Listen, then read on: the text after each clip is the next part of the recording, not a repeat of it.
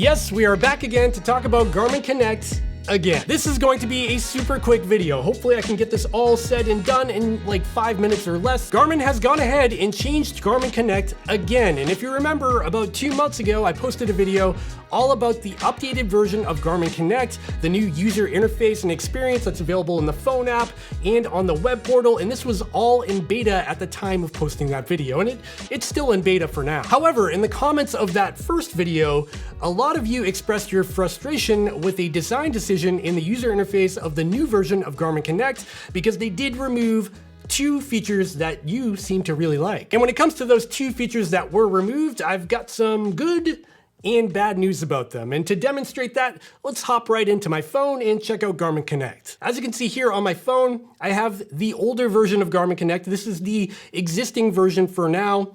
And as you can see, I'm gonna scroll through all my data here. This is what it's been for years now, and scroll down to this area where I've got metrics from yesterday, and I've got metrics for the past 7 days. So for yesterday, I've got my distance ran, I've got my heart rate data, my body battery, my stress level, so on and so forth. And then for the last 7 days, I get that same information, but it's averaged over the past 7 days. Now, a couple of months ago, when I was testing the beta version of the new version of Garmin Connect, all of this information was missing from the dashboard in the new version. Let's toggle on the beta version. I'll show you that now. I'm gonna dive into my settings here, go to beta program, then I'm gonna click join beta.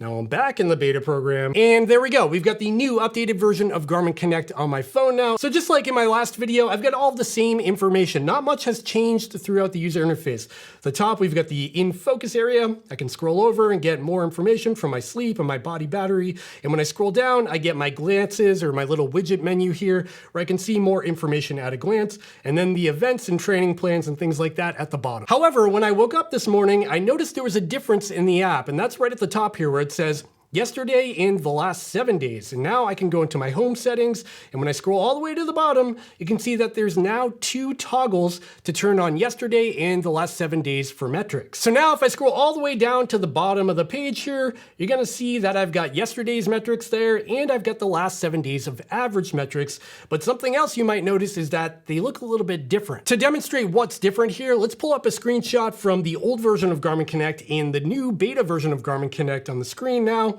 And you'll see right off the bat, there's more information included in the older version of yesterday's metric, for example, than the new version. Like on the old version, you could see that I ran 6 miles yesterday, but on the new version, it's not showing that I ran 6 miles yesterday, which is kind of odd. And the same difference applies to the last 7-day averages. Again, here's a screenshot. And as you can see on the new version, I only get the sleep score, step count, heart rate averages, calories in and out, and my stress for the day, where on the old version, I do get a lot more data. So it seems like Garmin did hear your complaints and they added these features back in, but they didn't bring all of the features back for some reason. And I don't know if this is because they're still developing it and it's not polished and done yet, because again, this is still in beta, it's not the final version, or they just thought maybe they should remove some data because the old widget was a little overwhelming to look at because there was a lot going on there.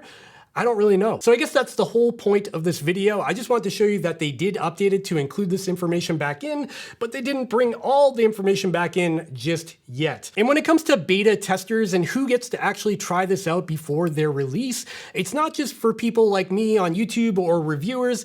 They actually just randomly select people that are Garmin users out there and allow them to enroll in the beta program in order to test it out.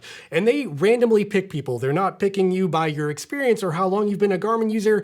It's just a random selection of people to try to get a quorum of users to try to get some feedback on what they like and don't like. So yeah, I get it. A lot of you are frustrated that you don't get to test this stuff out early, but some of you do, and that's just the way it works. And that brings us to the point of this video where I want to hear from you. Are you happy with the changes in this new version of Garmin Connect? Is it adequate now? Are you happy with the way it looks and feels and that they added those past 7 day and yesterday widgets back in? Let me know in the comments down below. I would love to hear from you. And that's the end of this short but sweet video. I just want to get this out there and see what you thought about it. I hope you enjoyed it. And if you did, please consider hitting that thumbs up button, subscribing down below, and following all the links to my social media stuff in the description down below. Check out the merch store, the podcast, and all the other stuff down there. Okay, I gotta go now. I'll see you next time. Bye.